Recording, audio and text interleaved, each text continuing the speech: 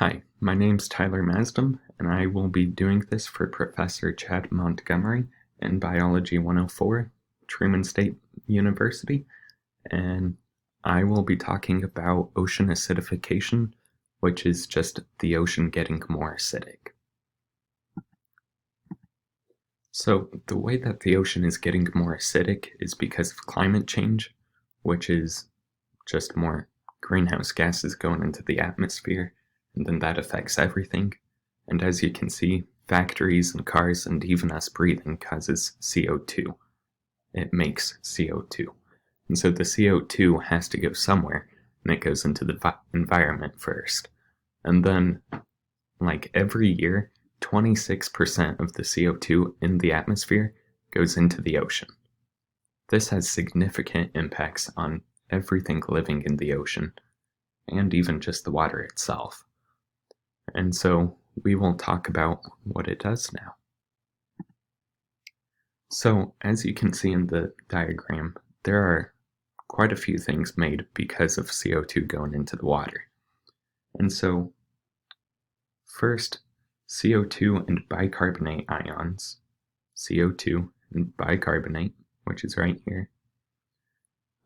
Plants and algae use this for photosynthesis. So this could potentially help the plants do photosynthesis, but that's probably the only benefit of this. The rest is all going to outweigh this. And so having an increase of CO2 in the water increases the concentration of hydrogen ions, and that acidifies the ocean, hence ocean acidification. So H+ makes it more acidic, which means that the pH is going to be lowered because of this. Because the lower the pH, the higher the acidity. And this has effects on everything because most things in the ocean have a preferred pH level. And whenever that's imbalanced or changed, it's going to affect the species a lot. And it also reduces the concentration of carbonate ions. So there's less carbonate because it's making bicarbonate. And carbonate ions are used to make calcium carbonate, just calcium and carbonate. And calcium carbonate is used to form shells and skeletons of many marine organisms.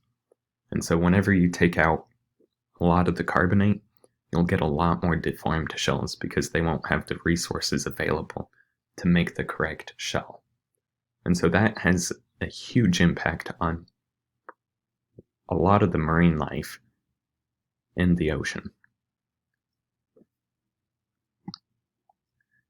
And so, as we said, whenever you so first off, they're going to have to put a lot more work into making a harder shell, because first off, if the resources aren't as easily available, you have to use more resources to go get those materials.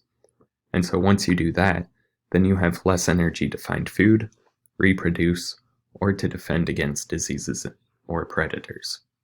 So whenever you spend more energy on those things, well, you can't. Yeah.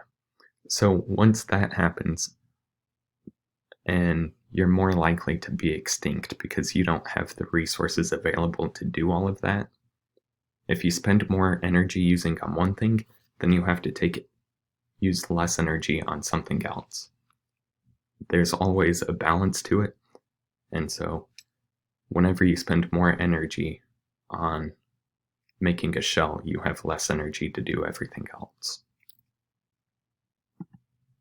And so here's a photo of the ocean and the coral reefs. A lot of the coral reefs are dying off.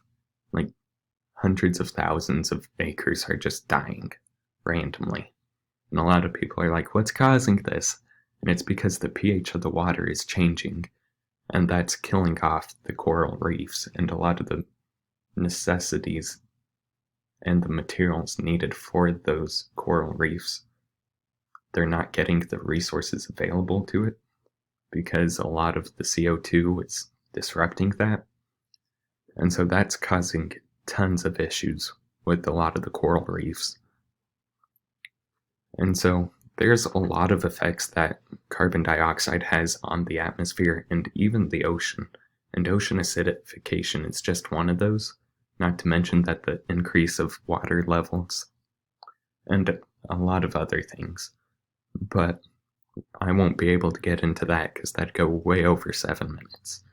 And so here is my works cited, and I hope you guys have a good day.